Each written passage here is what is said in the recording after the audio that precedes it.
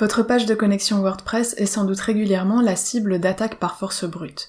Tant que vous utilisez des mots de passe forts et la double authentification, vous ne courez presque aucun risque. Cependant, ces attaques peuvent avoir un impact négatif sur les performances de votre serveur. Aujourd'hui, nous allons voir comment les contrer.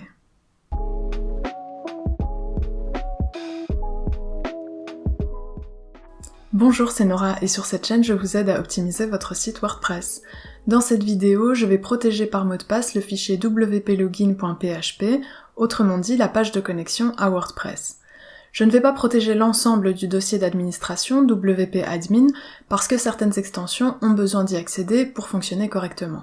Et je ne vais pas non plus changer l'URL de cette page, c'est ce qu'on appelle la sécurité par l'obscurité et c'est généralement une mauvaise pratique. Je vous montre ça tout de suite. Voilà la page qu'on va protéger. Si je la rafraîchis, vous allez voir qu'il ne se passe rien et donc tout le monde peut y avoir accès. On va la protéger par mot de passe et pour créer ce mot de passe, je vais me rendre sur ce site dont je vous mettrai le lien en barre de description et je vais créer un fichier htpassword. Ce fichier va contenir mon identifiant et mon mot de passe crypté. Pour le créer, je vais simplement remplir ce formulaire. Le mode, c'est le mode de cryptage et pour ça, je vais choisir l'algorithme de hachage bcrypt. Ensuite, je vais cliquer sur le bouton « Créer un fichier htpassword » et le site génère automatiquement une chaîne de caractères avec mon identifiant et ceci, c'est mon mot de passe crypté. Je vais copier cette chaîne de caractères et je vais la coller dans mon éditeur de code dans un nouveau fichier. Vous pouvez utiliser n'importe quel éditeur de code, que ce soit Notepad++, ici j'utilise Visual Studio Code, vous pouvez aussi utiliser un bloc-notes. L'important, ça va être de sauvegarder ce fichier sans nom, mais juste avec une extension. Et l'extension, ce sera htpasswd, donc htpassword, et il faudra ajouter le point devant pour signaler que c'est une extension. Pour faire ceci, je vais aller dans Fichier et Sauver, et je vais sauvegarder en choisissant pas d'extension, et en fait c'est pas tout à fait correct parce que c'est juste une extension, et je vais l'appeler htpasswd. Pour l'instant, je vais sauvegarder ce fichier dans mon répertoire WordPress, le répertoire de mon site. La deuxième étape, ça va être de dire à mon serveur que lorsque quelqu'un tente d'accéder à la page wplogin.php, il faut lui demander le mot de passe qui est contenu dans le fichier htpassword. Pour cela, j'ai besoin d'un morceau de code. Ce morceau de code, vous pouvez le trouver dans mon article, dont je vous mettrai aussi le lien en barre de description. Et ici, on va le faire pour Apache.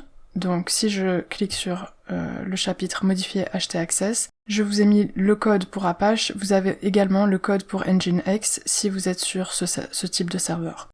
Ici, pour Apache, j'ai donc deux règles pour mon serveur. La première qui est de ne pas transmettre les fichiers dont l'extension commence par ht, pour protéger mon fichier de mot de passe, mon fichier htpassword. Et la deuxième règle va être de demander le mot de passe qui se trouve dans ce fichier lorsque quelqu'un demande l'accès à la page wplogin.php.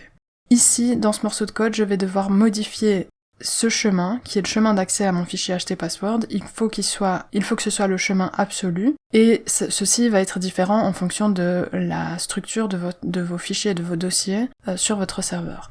Et ici, il faudra modifier le nom d'utilisateur pour l'identifiant que vous avez créé vous-même dans votre fichier htpassword. Je vais commencer par simplement recopier tout ce code, et je vais le coller dans mon fichier htaccess. J'ai ouvert mon fichier htaccess dans mon éditeur de code et je vais rajouter le code que je viens de copier après le commentaire End WordPress. C'est important, vous ne pouvez pas le mettre n'importe où.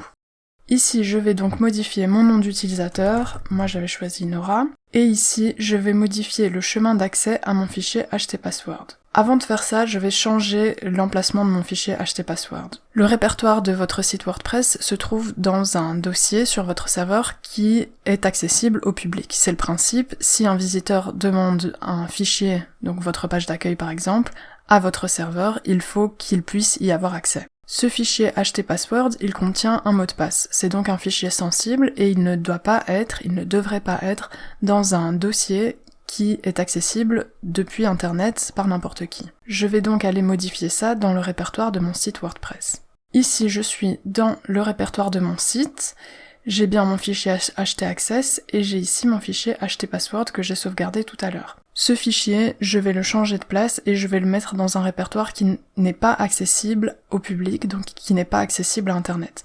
Selon votre hébergeur, ces répertoires peuvent être différents. Mais a priori, si vous remontez d'un ou deux niveaux par rapport à votre site, vous devriez trouver un répertoire sur votre serveur qui n'est pas accessible au public. Ici, je vais couper mon fichier et je vais le coller dans le répertoire supérieur qui contient plusieurs sites. Ici, je suis en local, donc c'est pas tout à fait la même chose.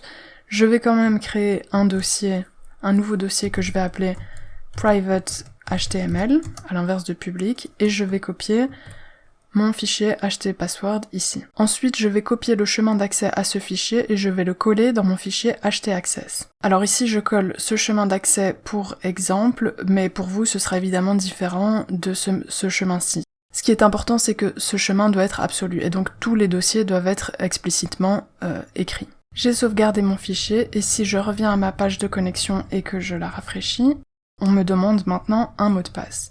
Si je ne le remplis pas, j'ai une page d'erreur qui s'affiche. Je vais de nouveau rafraîchir, je vais entrer mon identifiant et mon mot de passe, et j'ai bien accès à ma page de connexion. J'espère que ce tutoriel vous a été utile et que vous pourrez mieux vous protéger des attaques. Si c'est le cas, n'hésitez pas à liker cette vidéo et à vous abonner. Vous pouvez me poser vos questions en commentaire et je vous dis à bientôt.